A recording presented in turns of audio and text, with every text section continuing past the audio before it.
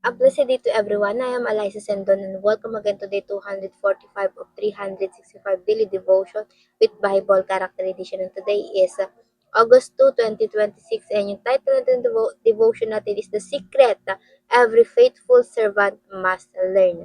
So, panibagong character na tayo which is si Prophet Ezekiel. And si Prophet Ezekiel, isa siya sa nasama sa pag-deport sa mga Israel sa Babylonia. Kasunod niya nga ay si Prophet or kasunod siya ni Prophet Daniel. And his name means God strengthen or may God strengthen. And he prophesied in Babylon dahil nga dun sila napunta.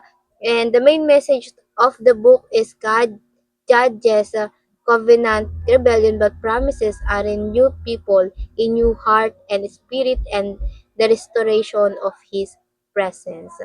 So, yung context ng binasa kong yun ay nung naeksa lang taga Jerusalem sa Babylonia at maging mga Israelita sa Assyria, eto ay hinayaan ng Diyos mangyari dahil sa kanilang pagtalikod sa tunay na Diyos. So, they worship God or they worship other God. They did detestable things katulad ng mga immorality, even cannibalism. That is covenant rebellion. Batid ni Yahweh na hirap yung mga tao na sumunod sa kanyang mga kautusan, kaya may pinangako siyang Messiah. Ito nga yung after nitong deportation nila sa Babylonia, pinangako talaga ng Panginoon na meron siyang dadalihing Messiah na kung saan magdadala ito ng restoration and through him may bagong covenant and this time kaya ng mga tao sundin ito. Through Jesus Christ, He gave us the Holy Spirit. At ito yung tutulong sa atin to obey yung kalooban ng Ama. Hindi na sariling lakas para masunod ang kalooban ng Ama, kundi through the Holy Spirit. Lahat ng tao ay nakatanggap nito dahil kay Jesus Christ. Ito yung yung Holy Spirit, ito yung magre-renew sa atin at dahilan upang magkaroon tayo ng bagong puso. And sa mga prophet, again, kadalasan sa kanila, may kakaibang pinapagawa ang Diyos. And those reflects us, yung kalagayan natin, yung status natin sa harapan ng Panginoon or ano yung tingin ng Diyos sa atin.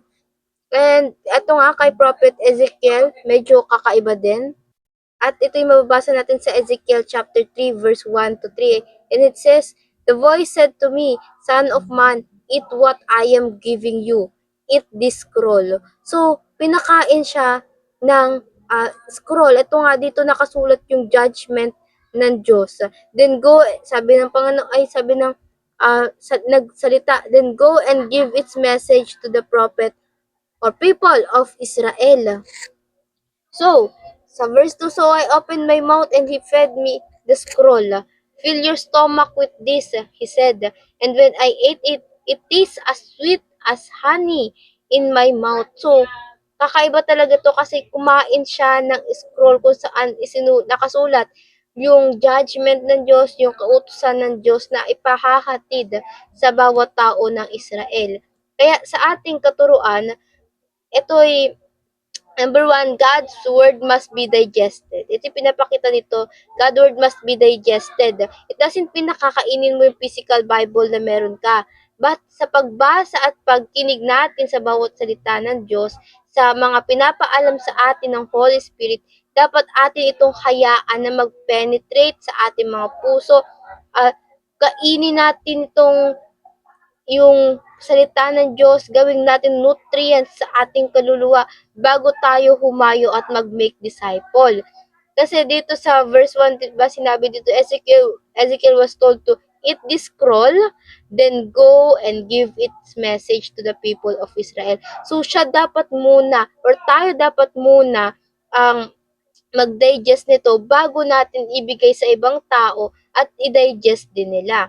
Kaya pangalawa sa ating katuruan, God word must be sweet to us. Pag dinigest natin ito, dapat ito ay matamis pa rin sa atin. Even if it will rebuke you, His correction must be sweet to us. Hindi mo kayang kagalitan yung Diyos sa pagdisiplina niya. Through discipline kasi, God showed us that despite we are still sinning, He still cared for us. Kung patuloy ka nagkakasala, ang Diyos palagi ka pa ring mamahalin. Hindi yung pagkakasala mo, kundi patuloy kang aabutin ng Panginoon upang makaalis ka dyan sa pagkakasala mo at tuluyan ng maiwan niya.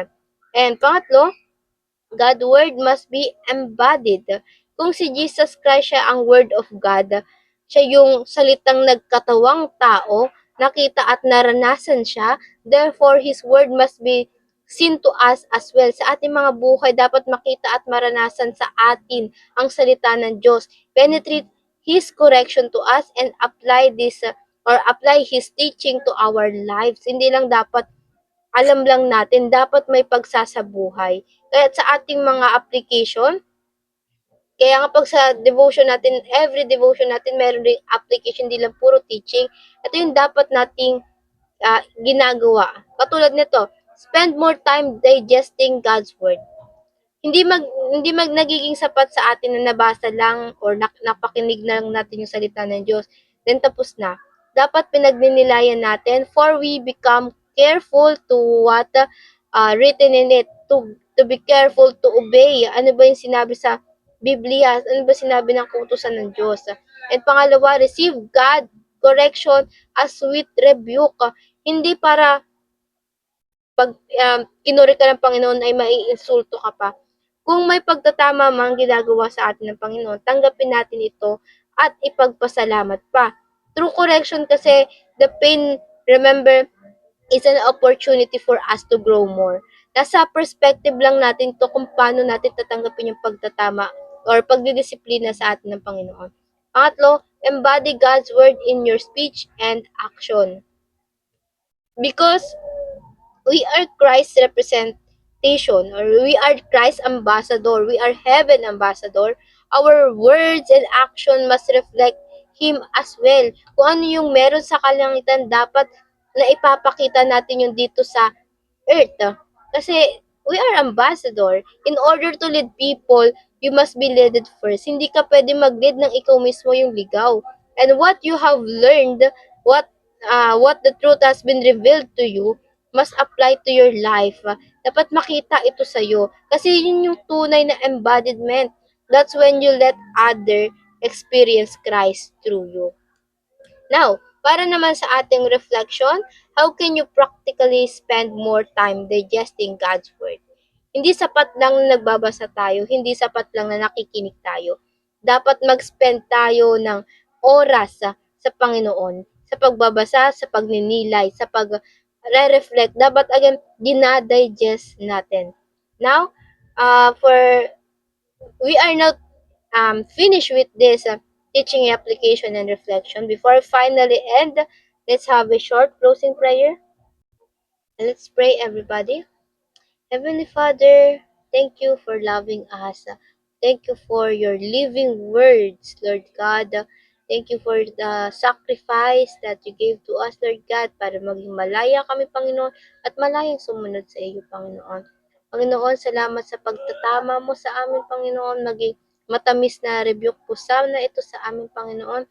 Help us, Lord God, to know our identity, Lord, na makita namin, Panginoon, kung ano yung status namin sa iyo, Panginoon, at Panginoon, babago namin kung may kamalian man o may pagkakasala kaming ginagawa sa aming buhay, Panginoon. Lord, in our activity, Lord, provide us, Lord, yung mga kailangan namin, Panginoon, yung wisdom, yung knowledge, Lord God, and yung discernment, Lord God. Lord, sa inyo po, nawa magmula ang lahat ng ito, at tanging pangalan niyo lamang ang maitaas sa aming bawat buhay. Inang mo po, Panginoon, may hiling kami ng kapatawaran naging Panginoon sa mga pagkakasala. In Jesus' name, I pray that Amen and Amen and Amen. At ayun lang po, I hope marami tayong natutunan at matututunan pa. And I pray na sama-sama sana tayong lumago para sa Panginoon. See you again tomorrow for our devotion. Have a nice day ahead and God bless.